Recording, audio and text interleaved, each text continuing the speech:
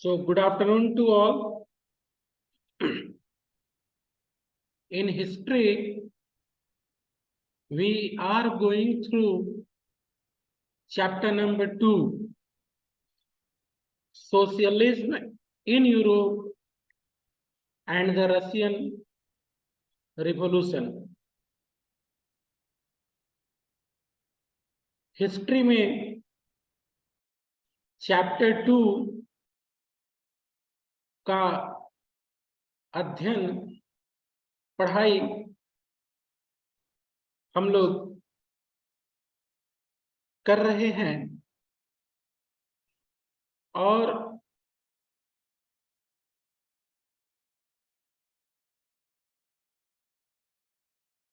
some of the students are still joining. Let them join.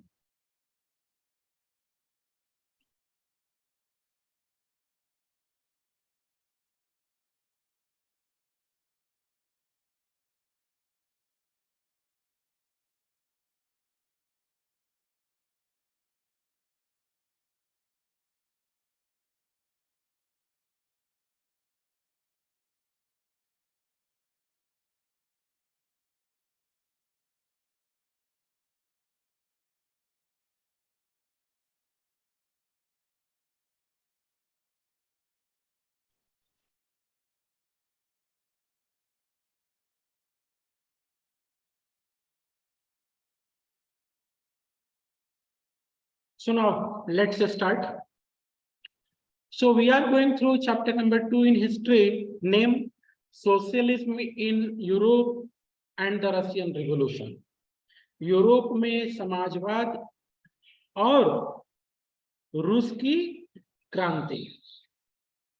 Chapter का जो first half है, chapter का first half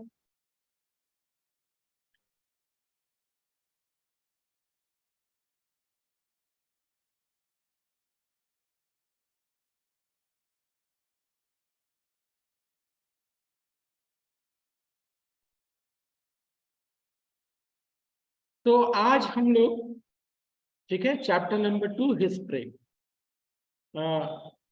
यह chapter के शुरू में समाजवाद को समझाने का प्रयास किया गया है। उसके बाद रशियन रिवॉल्यूशन की चर्चा है, रशियन रिवॉल्यूशन की पढ़ाई है। कल हम लोगों ने point 1.3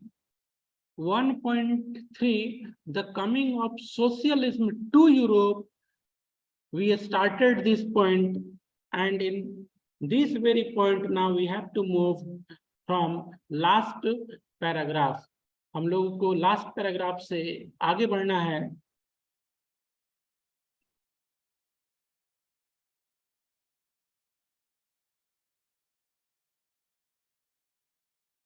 Now see, Karl Marx, ठीक है, कल हम लोगों ने ये देखा था कि रॉबर्ट ऑय जो है उसके ऊपर का पैराग्राफ देख लो आप लोग।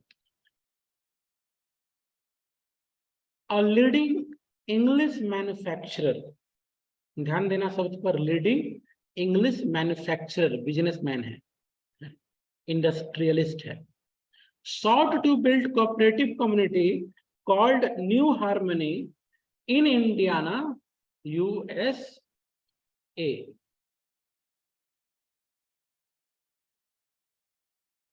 एक मिनट रुक जाओ थोड़ा।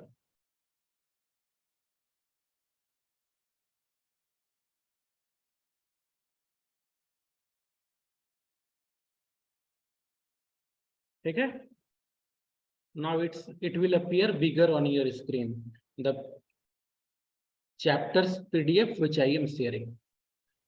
तो जो सोशलिस्ट थे, समाजवादी, अलग अलग विजन था उनका फ्यूचर को लेकर के, ठीक है, फ्यूचर को लेकर, आने वाले समय को लेकर के।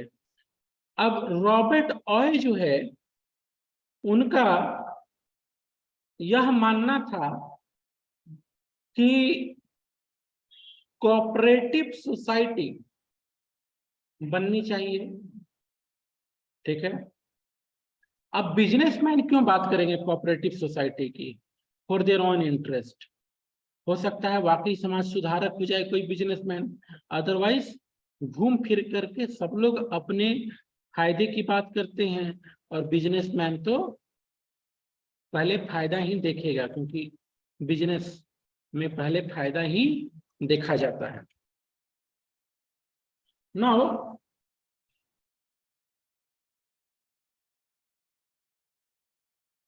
other socialists felt that cooperatives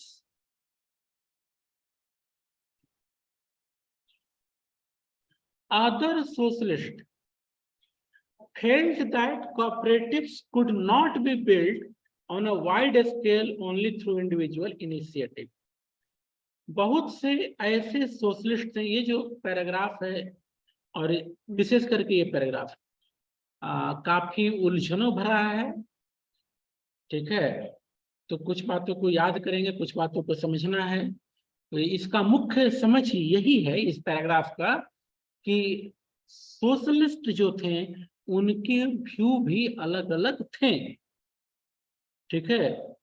समाजवाद मेन एम तो था, पर समाजवाद कैसे आए या कोऑपरेटिव सोसाइटी कैसे बने, कौन बनाए, इन विचारों को लेकर के सोशलिस्टों में मतभेद था। तो उसी बात को यह पैराग्राफ उजागर कर रहा है, या फिर नीचे का पैराग्राफ भी उसी बात को आगे बढ़ाएगा। कुछ फेमस फिलोसफर्स को, थिंकर्स को लेकर के। तो कुछ का यह मानना था कि बड़ी संख्या में कोऑपरेटिव सोसाइटी इंडिविजुअल इनिशिएटिव पे नहीं बननी चाहिए, ठीक है। अब उसी में एक नाम आता है लुइस ब्लैंक। लुइस ब्लैंक कहाँ के? फ्रांस के। लुइस ब्लैंक कहाँ के हैं? फ्रांस के। तो लुइस ब्लैंक क्या चाहते थे? गवर्नमेंट इनकरेज करे, ठीक है, गवर्नमेंट इनकरेज करे, और जो ये कोऑपरेटिव्स बने वो कैपिटलिस्ट को रिप्लेस कर दें, कैपिटलिस्ट पूंजीपतियों को, पैसे वाले लोगों को, जिनके कंट्रोल में बिजनेस था, जिनके कंट्रोल में इंडस्ट्रीज थी। ये विचार किसका है? लुइस ब्लैंक का।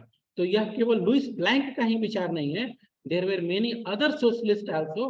हाँ, अब कुछ का नाम विशेष रूप से लिया जाता है, ठीक है, अनेक कारणों से। उसमें से एक है लुइस ब्लैंक। अब आगे बढ़ो। These cooperatives were to be associations of people। ये जो कॉपरेटिव्स बनाने की बात हो रही है, ये संगठन होगा, एसोसिएशन होगा। किसका एसोसिएशन? लोगों का, जो साथ काम करेंगे, ठीक है, प्रोड्यूस करने के लिए कुछ भी, ठीक है। और जो प्रॉफिट होगी उसको काम के अनुसार बांट लेंगे, and divided the profits according to the work done by the members, by members. अब आगे अगला पैराग्राफ। अगला पैराग्राफ का जो शुरुआत है एक बहुत ही जाना पहचाना नाम के साथ है, और सोशल साइंस की पढ़ाई या पॉलिटिकल साइंस, इवन इकोनॉमिक्स, इस व्यक्ति के नाम के बिना पूरी नहीं होती। Karl Marx. Karl Marx. तो कार्ल मार्क्स और फ्रेडरिक एंजल्स, इनका क्या विचार था? मार्क्स जो है इस बात का तर्क देते थे, आर्ग्यू करते थे कि इंडस्ट्रियल सोसाइटी कैपिटलिस्ट सोसाइटी है, और जो कैपिटलिस्ट हैं वे कैपिटल इन्वेस्ट करते हैं, पैसे वाले पैसा लगाते हैं। और पैसा क्यों लगाते हैं? मुनाफा कमाने के लिए। कौन बोल रहे हैं? कार्ल मार्क्स का थ्योरी बोल रहा है, कार्ल मार्क्स की सोच, कि जो इंडस्ट्रियलिस्ट सोसाइटी है वह कैपिटलिस्ट सोसाइटी है, पूंजीपतियों का समाज है। ठीक है, और ये पूंजीपति इन्वेस्ट करते हैं, फैक्ट्री बनाते हैं या फैक्ट्री में इन्वेस्ट करते हैं, क्यों? प्रॉफिट कमाने के लिए। ठीक है, और इंडस्ट्रियलिस्ट का प्रॉफिट, ठीक है, मैं पहले बोल रहा हूं, ये दो पैराग्राफ और भी काफी ध्यान से समझने वाला है, और अगर ध्यान नहीं दिया जाए तो बोरिंग लगेगा, क्या क्या बातें हो रही। तो कार्ल मार्क्स क्या कर रहे हैं कि जो इंडस्ट्रियलिस्ट सोसाइटी है वो कैपिटलिस्ट है। ठीक है, इंडस्ट्रियलिस्ट उद्योग, कैपिटलिस्ट पूंजीवादी। पूंजी जिसके पास होगा, पैसा जिसके पास होगा, वही फैक्ट्री लगाएगा। ठीक है, अब मैं तो फैक्ट्री लगा नहीं सकता हूं। ठीक है, तो सरकार से हेल्प लेना पड़ेगा, दूसरे लोगों से हेल्प लेना पड़ेगा, तब छोटा मोटा आलू चिप्स का फैक्ट्री शायद लगा लो लोकल लेवल पर, भुंजिया तलने का, वगैरह वगैरह वगैरह। ठीक है, या कोई दूसरे स्मॉल स्केल इंडस्ट्री। तो पैसे तो चाहिए, चाहे इवन आप स्मॉल स्केल इंडस्ट्री भी लगा रहे हो, पैसे चाहिए। जैसा बड़ा, जैसा इंडस्ट्री का size, according to the money. तो कार्ल मार्क्स कहते हैं पूंजीपति पूंजी लगाता है, पैसा लगाता है और प्रॉफिट कमाता है, और उसका प्रॉफिट कौन कमा के देता है? वर्कर्स। वर्कर्स, जो वर्कर्स हैं वे प्रॉफिट कमा करके दे रहे हैं। The condition of workers could not improve as long as this profit was accumulated by the private capitalist. Karl Marx का कहना है कि वर्कर्स की स्थिति तब तक अच्छी नहीं होगी जब तक पैसे इन उद्योगपतियों के पास, इन पूंजीपतियों के पास इकट्ठा रहेगा। Workers had to overthrow capitalism. Karl Marx कह रहे हैं कि जो वर्कर्स हैं, मजदूर हैं, इनको उखाड़ फेंकना चाहिए। ठीक है, पूंजीवाद को, पूंजीपतियों को, प्राइवेट प्रॉपर्टी को।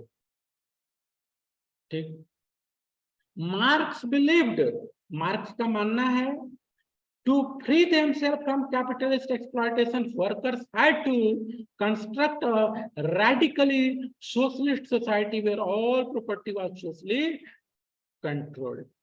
कार्ल मार्क्स आगे अपनी सोच रख रहे हैं कि मजदूर, वर्कर, श्रमिक तभी आजाद होगा पूंजीपतियों के एक्सप्लॉयटेशन से, जब वह रेडिकली समाज में परिवर्तन ला दे, कैपिटलिस्ट का कंट्रोल उखाड़ फेंके और सोशल कंट्रोल हो जाए। ठीक है, प्रॉपर्टी पर। All property was socially controlled. कौन बोल रहे हैं? Karl Marx. Karl Marx, page number 28। तो now one question you have to answer through chat. ठीक है, ये जो विचार अभी हाल फिलहाल मैंने आपको बताया, ये किसका विचार था? Who is giving this idea?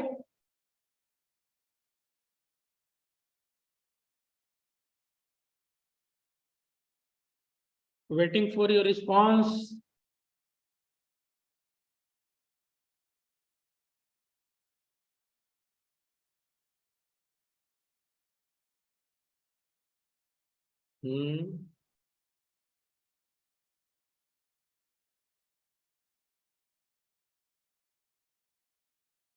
Okay.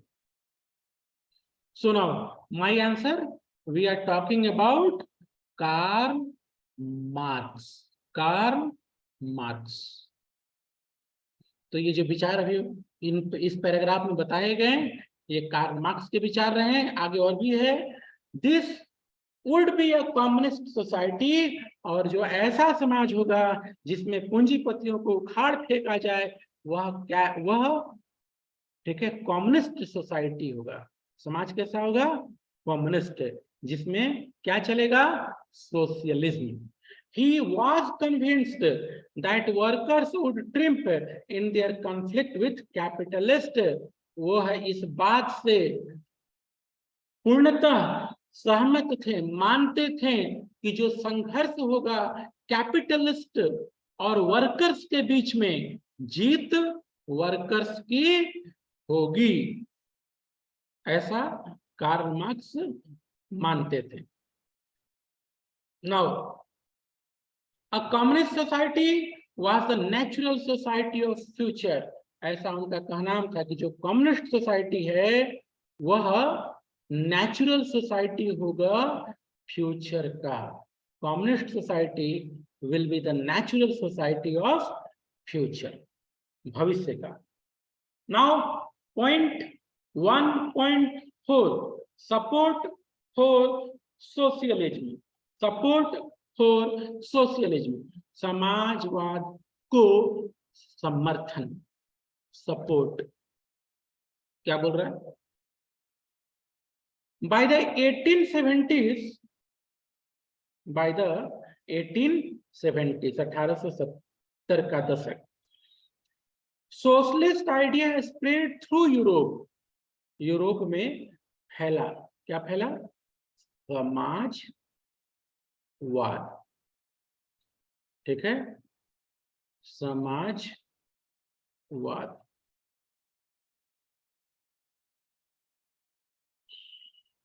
ठीक है, सोशलिज्म का हिंदी टर्म समाजवाद। तो 1870s में यूरोप में फैला सोशलिज्म का विचार। To coordinate their effort, socialist formed an international body, namely second international. ध्यान दीजिएगा, सेकेंड इंटरनेशनल, सेकेंड इंटरनेशनल। तो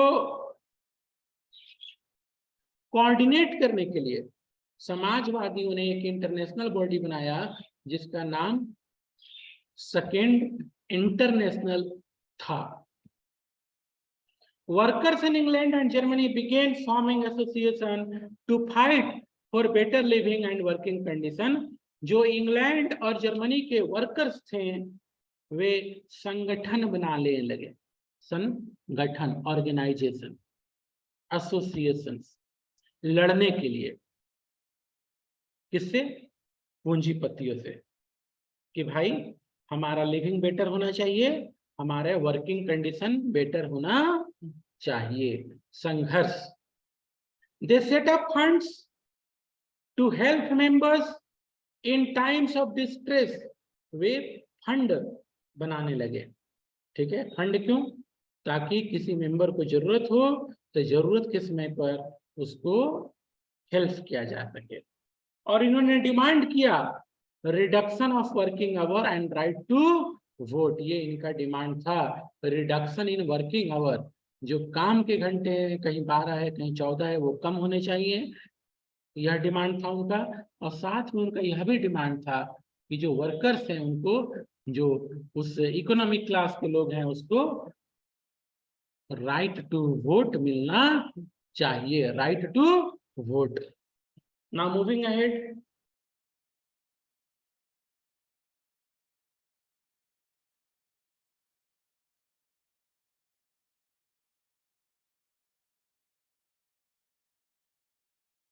in Germany,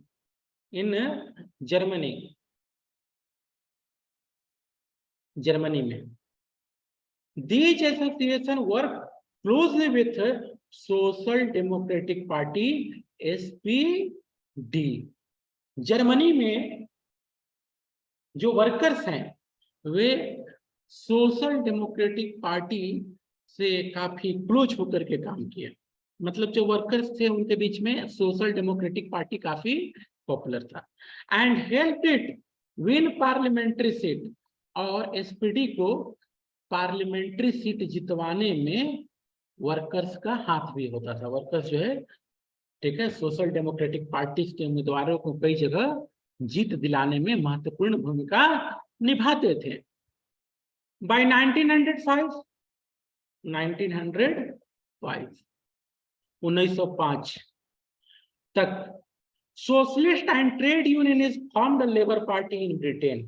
labour party in Britain, ध्यान दो, ये तो बड़ा फेमस नाम है, लेबर पार्टी। ब्रिटेन में लेबर पार्टी आज के डेट में बहुत पहले से भी फेमस पार्टी है, ठीक है, मेन पार्टी है। And socialist party in France, ध्यान दीजिएगा, ठीक है। हाउएवर टिल 1914, हाउएवर टिल 1914, तो टिल 1914 क्या, तो टिल, देखो जो वर्कर्स हैं, वर्कर्स वो अलग अलग देशों में पॉलिटिकल पार्टियों को सांसद चुने जाने में, उनके सांसद चुनाने में, इलेक्ट करने में इंपॉर्टेंट रोल प्ले किया। लेकिन कोई देश पर हुकूमत करे कोई सोशलिज्म की विचारधारा वाली पार्टी, ऐसा 1914 तक नहीं हुआ। However, till 1914, socialists never succeeded in forming a government in Europe. लेकिन 1914 तक सोशलिस्ट यूरोप में कभी भी कहीं भी अपने दम पर सरकार नहीं बना पाए।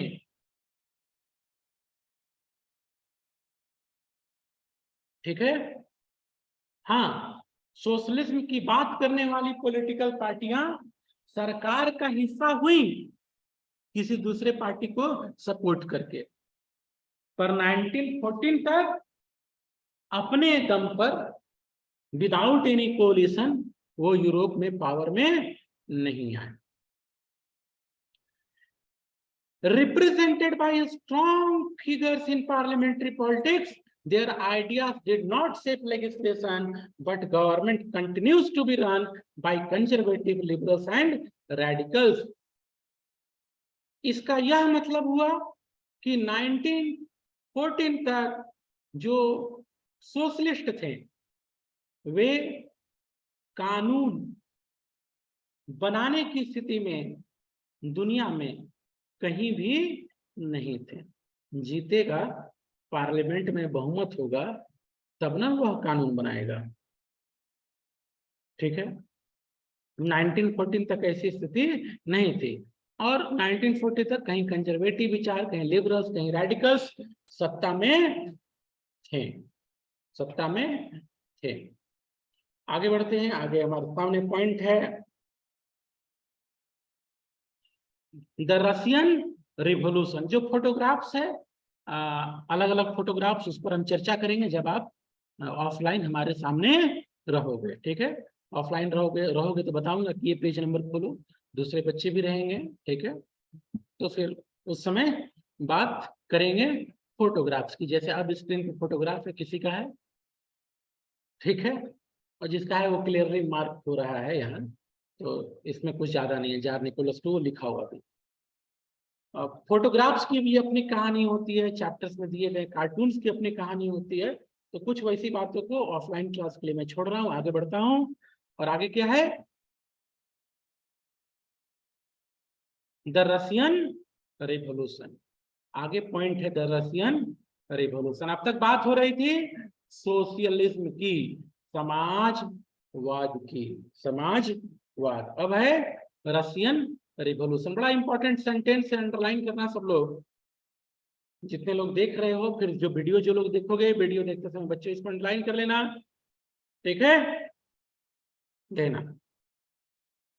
The fall of monarchy in February 1917, February 1917, and the event of October 1917 are normally called the Russian Revolution. Are normally called the Russian Revolution.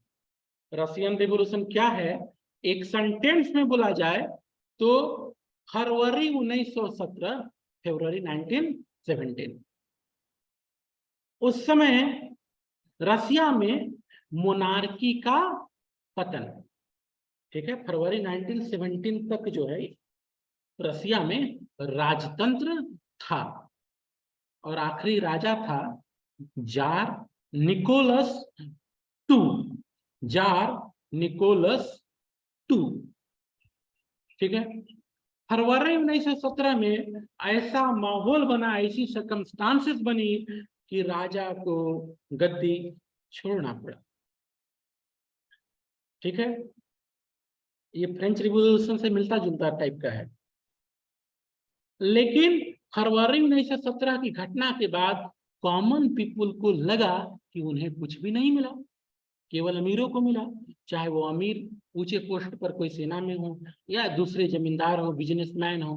तो इसलिए फिर एक क्रांति हुई कुछ ही महीनों बाद लेनिन के नेतृत्व पर या ठीक है उसके विचारधाराओं पर। तो ध्यान रखना, दो घटनाएं, फरवरी 1917 राजतंत्र का खत्म होना रसिया में, और दूसरा अक्टूबर की घटना, ये दोनों संयुक्त रूप से रसियन रिवॉल्यूशन कहलाती है। These two incident collectively known as Russian revolution. आगे बढ़ेंगे। द रसियन रिवॉल्यूशन 1914, बहुत सारे प्रश्न है, क्या है रसियन रिवॉल्यूशन, कैसे है, कौन वहां पे राजा था, क्या माहौल था।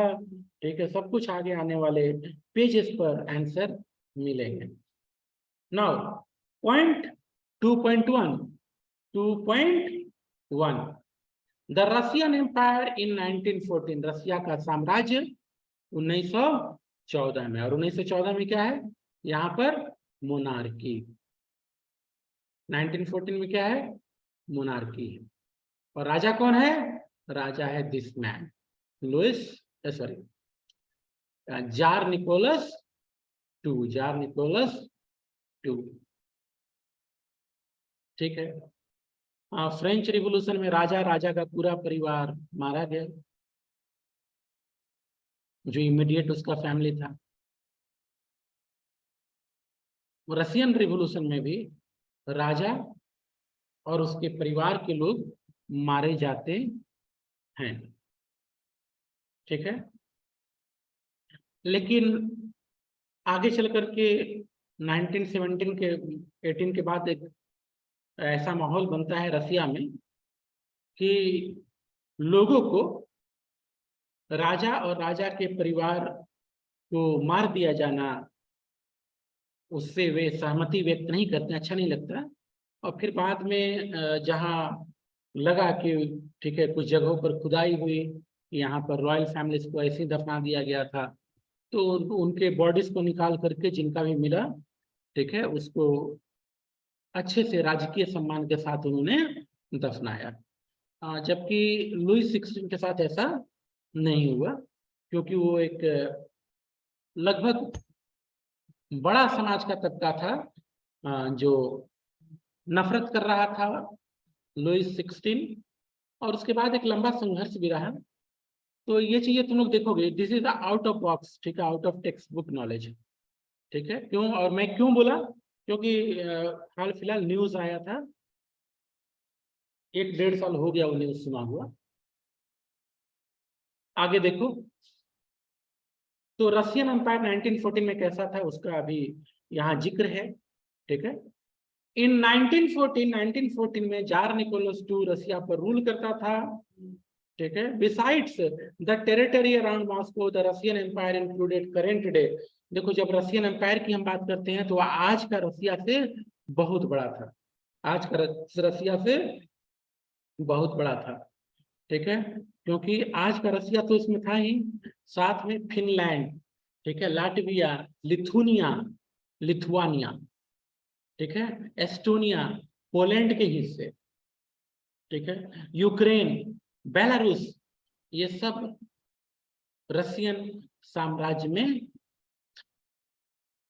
It stretched to Pacific and comprised today's Central Asian states as well as Georgia, Armenia, Azerbaijan, ये सब भी उसके हिस्से थे। The majority religion was Russian Orthodox Christianity, अधिकतर जनसंख्या के लोग रसियन ऑर्थोडॉक्स क्रिश्चियनिटी मानने वाले थे, which had grown out of the Greek Orthodox church. और इनकी जो उत्पत्ति है या फिर इनका आगे बढ़ने का क्रम जो है वो ग्रीक ऑर्थोडॉक्स चर्च से हुआ था।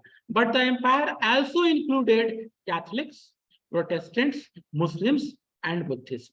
तो 1914 तक तो इस्लाम आ ही गया था, ठीक है। बौद्ध धर्म तो काफी पुराना हो गया इन कंपैरिजन टू इस्लाम।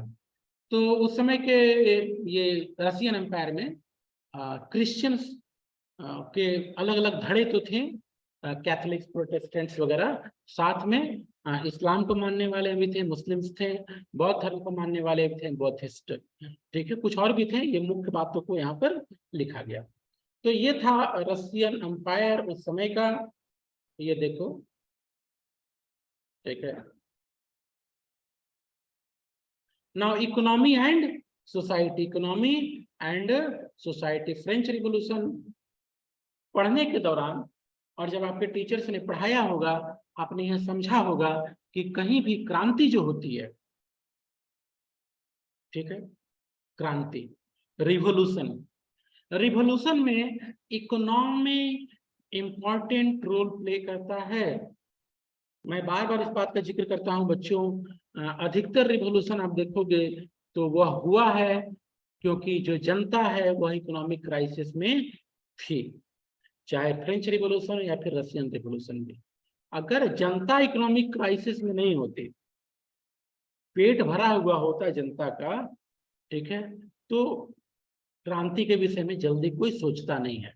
आज भी और कल भी, बीच में भी, आने वाला कल में भी लोगों का मुख्य मकसद रहता है कि पेट भरता रहे, आर्थिक स्थिति अच्छी हो, ठीक है, और वो आराम का जिंदगी जिए। सड़कों पर उतर करके किसी का जिंदाबाद, किसी का मुर्दाबाद कोई लगाना चाहता नहीं है, ठीक है। जो लगाने पहुंचते हैं कहीं ना कहीं उनके आर्थिक हित उनकी समझ के अनुसार वहां जुड़े हुए होते हैं।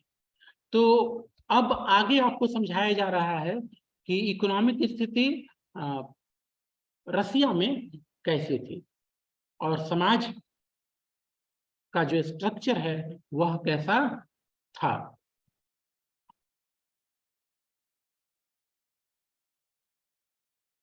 Now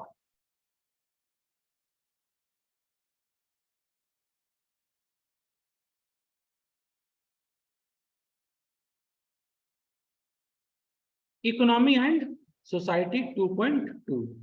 At the beginning of 20th century, the vast majority of Russian people were agriculturists। देखो 20th century का चुनाव, सॉरी 20th century का शुरुआत हो गया, लेकिन इस समय भी रसिया में 85% लोग एग्रीकल्चर पे डिपेंड थे, जबकि यह स्थिति जर्मनी वगैरह में नहीं थी, ठीक है। वहां क्या था, 40%, ठीक है, और 50%,